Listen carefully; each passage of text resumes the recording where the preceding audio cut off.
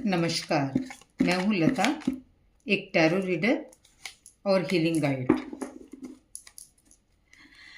जब हमारी किसी से लड़ाई हो जाती है और लड़ाई भी ऐसी बिना बात की, और फिर आ जाती है सामने ईगो और हम बात नहीं करते हैं, तो हमारा तो जो हाल है वो हम जानते हैं।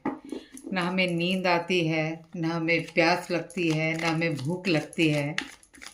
तो फिर हम सोचते हैं कि हम तो इतने परेशान हैं, अब जिससे लड़ाई हुई है, जो हमारा वेल विशर है या हमारा बहुत क्लोज कोई है, उसकी क्या सिचुएशन होगी। हम अपने दुख हम जितने दुखी अपने दुख से होते हैं, उससे कहीं ज़्यादा हमें ये बात खाती रहती है कि जितना हम उसके बारे में सोच रहे हैं लड़ाई करने के बाद, वो क्या सोच रहा होगा। तो आज का वीडियो यही है कि लड़ाई करने के बाद मेरी तो नींद हराम है। अब देखते हैं कि उसकी नींद के क्या हाल है, माने वो क्या सोच रहा होगा। तो ईश्वर से प्रार्थना करते हैं, हे ईश्वर, जो भी प्यार में है या जो भी किसी वेल विशर से किसी के साथ किसी की लड़ाई हुई है, तो आप प्लीज़ जवाब ऐसा दो कि सामने वाले को एक सुकून मिल जाए, एक संतुष्टि मिल जाए। तो कार्ड निकालेंगे हम। कार्ड निकालते हैं कि आपकी लड़ाई क्यों हुई होगी और अब क्या हाल है और आने वाले टाइम में क्या होगा। ठीक है, तो कार्ड निकला है क्वीन ऑफ पेंटिकल का, व्हील ऑफ फॉर्चून का और 6 ऑफ कप का। तो देखो भाई, आपकी जो लड़ाई हुई है उस लड़ाई का रीज़न कहीं ना कहीं आपकी ईगो है। माने आप ये सोचती हैं या सोचते हैं कि मेरी बात पहले सुनी जाए, पहले मुझे समझा जाए, माने हर चीज़ में पहले आपको रखा जाए।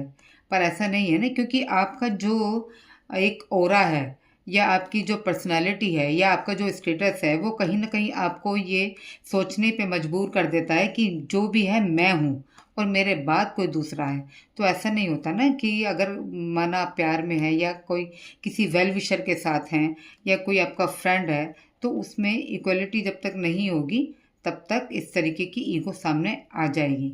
तो आप जो ये सोचते हैं कि मैं, आपको इससे हटकर थोड़ा सोचना चाहिए अगर आपको रिलेशन अपने मजबूत रखने हैं। तो ये जो आपकी मैं वाली बात आदत है, इसको थोड़ा सा आपको इग्नोर करना पड़ेगा, क्योंकि कार्ड तो बता रहा है कि आपकी पर्सनालिटी ऐसी है कि आप किसी को भी इम्प्रेस कर लेते हैं या कर लेती हैं। आपका स्टेटस कह लो या आपकी बैकग्राउंड कह लो या कुछ भी, आप इतने लायक हैं, जो भी आप ऐसा सोचते हैं। लेकिन ईगो तो नहीं रखनी चाहिए ना भाई। तो जो आपकी लड़ाई हुई है, इस वक्त सामने वाले की लाइफ में एक थोड़ा सा तो चेंज आया है। मतलब क्योंकि कहीं ना कहीं वो ये इस बात से हर्ट हुआ है या हुई है कि मेरी तो कोई गलती ही नहीं थी, मेरे को क्यों बिना बात पे इतनी बात सुना दी गई। तो अब अगर उसकी सोच ये बदल रही है, तो कहीं ना कहीं उसको एक रास्ता भी दिखाई दे रहा है कि तुम्हारा रिश्ता ठीक है, पर अब उसको अभी तक जो तुम्हारे प्यार में था या तुम्हें ही अपना सब कुछ मान रहा था, ये वेल विशर के लिए भी हो सकता है, रिश्ते के लिए भी हो सकता है, प्यार के लिए भी ये बात हो सकती है। तो अभी तक वो सिर्फ तुमको ही एडमायर कर रहा था, ये कर रही थी, लेकिन अब वो उसकी लाइफ में थोड़ा सा एक कहेंगे मोड़ आया है कि अब उसको आपके अलावा भी अवसर दिखाई दे रहे हैं, जो कि उसकी लाइफ में आ ही रहे हैं।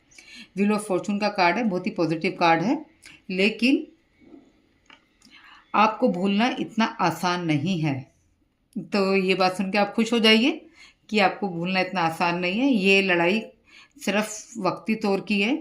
आप फिर से बिल्कुल पहले की तरह रिलेशन में होंगे और पहले की तरह ही एक दूसरे को वक्त दे रहे होंगे और पहले की तरह ही एक दूसरे के साथ को बहुत इंजॉय कर रहे होंगे, क्योंकि जो ये आपका रिश्ता है वो बहुत मजबूत है। क्योंकि आप, बेशक आप में ईगो है, लेकिन कहीं ना कहीं आप ये बात जानते हैं कि सामने वाला इस लायक है कि आप उस रिश्ते को निभाने के लिए थोड़ा फ्लेक्सिबल होने के लिए भी रेडी हैं। तो ये भी, जो भी कोई बंदा है, आप इसको खोना नहीं, क्योंकि ये सच में आपका बहुत बड़ा कहेंगे मार्गदर्शक कह लीजिए या कुछ ऐसा कह लीजिए, आपकी ईश्वर की तरफ से आपको एक तोहफा मिला हुआ है जो आपकी हर सिचुएशन में आपका साथ देने के लिए तैयार है। तो सिर्फ आप ही परेशान नहीं है, बंदा भी परेशान है, बस थोड़ी सी उसकी आँख खुल गई है। तो आज की वीडियो में इतना ही, अगली वीडियो में फिर मिलते हैं, तब तक के लिए नमस्कार।